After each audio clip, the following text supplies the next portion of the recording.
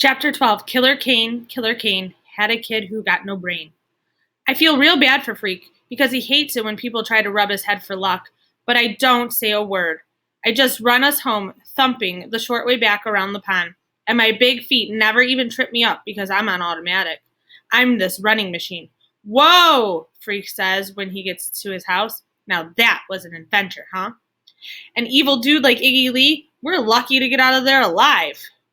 Freak goes, no way, that was all talk. Yeah, right. The real deal is that I was scared the whole time I was there, and so was Freak, even if he won't admit it now.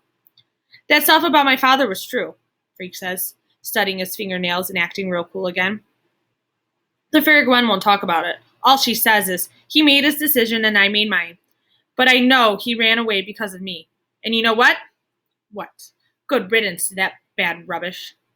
For some reason, that really gets me laughing. Something about the way he says it. Or maybe it's all that nervous stuff left over from the New Testament.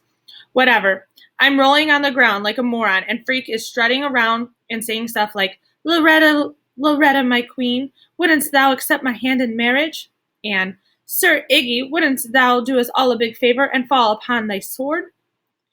And I'm laughing so hard I can hardly breathe. Everything is pretty much okay after that.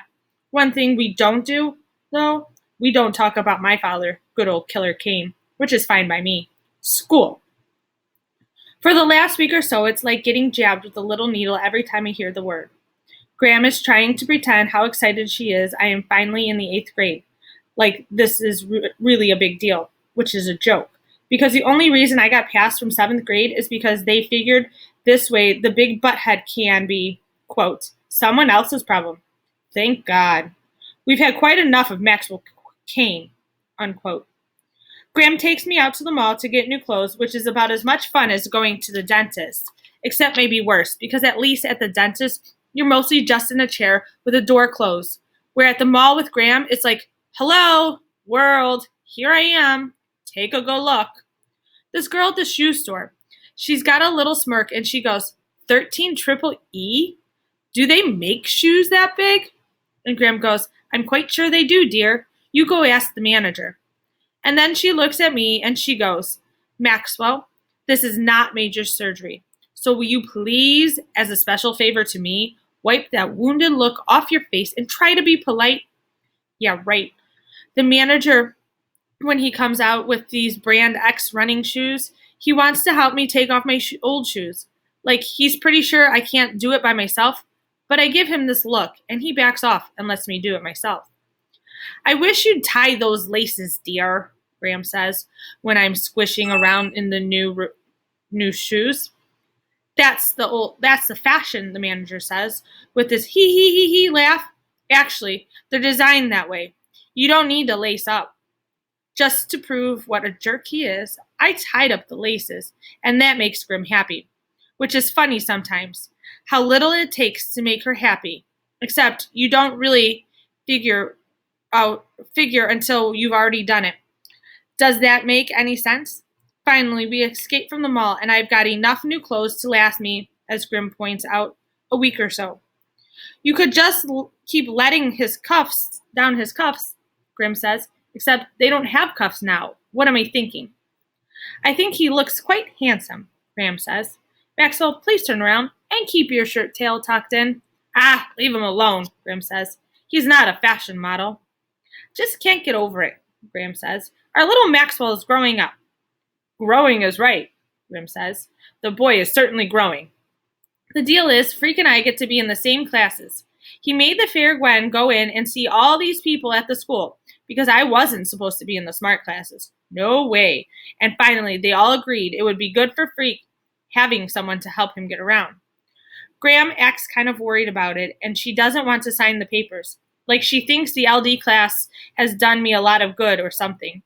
And being in the genius class is just going to make me slower and dumber than ever. But one night, I come up the cellar stairs, real quiet, and Grim is saying, let's give it a try.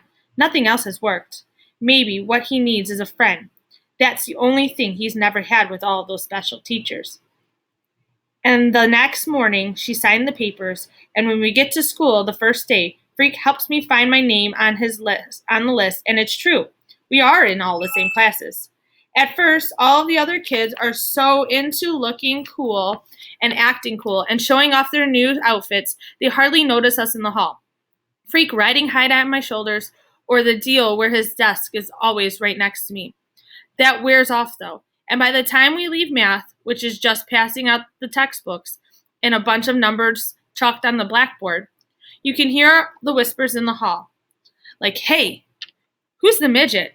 And there goes Mad Max. And excuse me while I barf. And look what escaped from the freak show. And oh my God, that's disgusting. Maxwell Kane? This is from Miss Donnelly, the English teacher. She's new to the school. And when I nod and I raise my pencil, she goes, Maxwell, will you please stand up and tell the class something about your summer?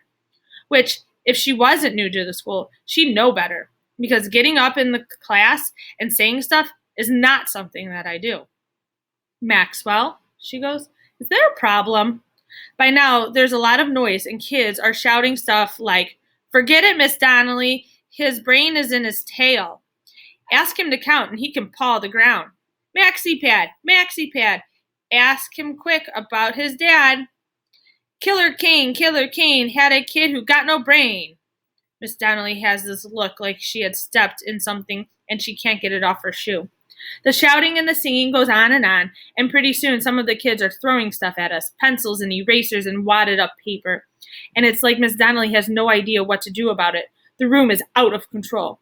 Then Freak climbs up on his desk, which makes him about as big as a normal person standing up.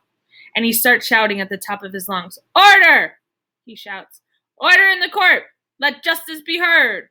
For some reason, maybe because he looks so fierce with his jaw sticking out and his little fists all balled up, and the way he's stamping his crooked little feet, everybody shuts up, and then there's this spooky silence. Finally, Miss Donnelly says, you must be Kevin, is that right? Freak has this look. He's still acting really fierce, and he goes, sometimes I am. Sometimes? What does that mean? It means sometimes I'm more than Kevin. Oh, says Miss Donnelly, and you can tell she has no idea what he's talking about, but she thinks it's important to let him talk.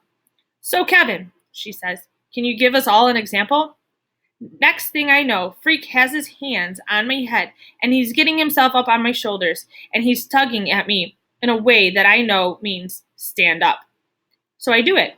I stand right up in class, and I can see Miss Donnelly's eyes getting bigger and bigger. I'm standing there with Freak high above me, and it feels right. It makes me feel strong and smart. How's this for an example? Freak says. Sometimes we're 9 feet tall and strong enough to walk through walls. Sometimes we fight gangs. Sometimes we find treasure. Sometimes we slay dragons and drink from the Holy Grail. Miss Donnelly is backing up to her desk, and she says, oh my, that's very interesting, I'm sure. But could you both just sit down? But Freak is riding me like he's the jockey and I'm the horse. He's steering me around the classroom, showing off. He's raising his fist and punching it in the air and going, Freak the mighty, Freak the mighty. And pretty soon he's got all the other kids chanting, Freak the mighty, Freak the mighty, Freak the mighty, even though they don't know what he's talking about or what it means. I'm standing up straight, as tall as I can, and I'm marching exactly like he wants me to, right and left, backwards and forwards, and it's like music or something. Like I don't even have to think about it. I just do it. And all of those kids chanting our name. Miss Donnelly has no idea what's going on. She's definitely flipped out and more or less hiding behind her desk. The whole class is raising their fists in the air and chanting, Freak the mighty, Freak the mighty, Freak the mighty. I can't explain why, but it was really pretty cool. Anyhow, that's how Freak and I get sent to the principal's office for the first time together. Miss Addison, she's the principal. She takes one look at us waiting outside of her office, and she goes, what have we here? I'm afraid there has been a slight misunderstanding, Freak says. If you'd be so good as to allow me to explain. Miss Addison is really serious, acting black woman with tight gray hair in a bun and these suits that make her look like she works in a bank or something. She has this funny little smile, like she's sucking on a lemon, and it quick turns sweet. And then she goes, "By all means, let's hear what you have to say. Convince me." I can't really remember what Freak said, except that he used so many big words, she had to keep looking stuff up in the dictionary, which she seemed to get a real kick out of. But the important thing is, whatever Freak told her, she fell for it.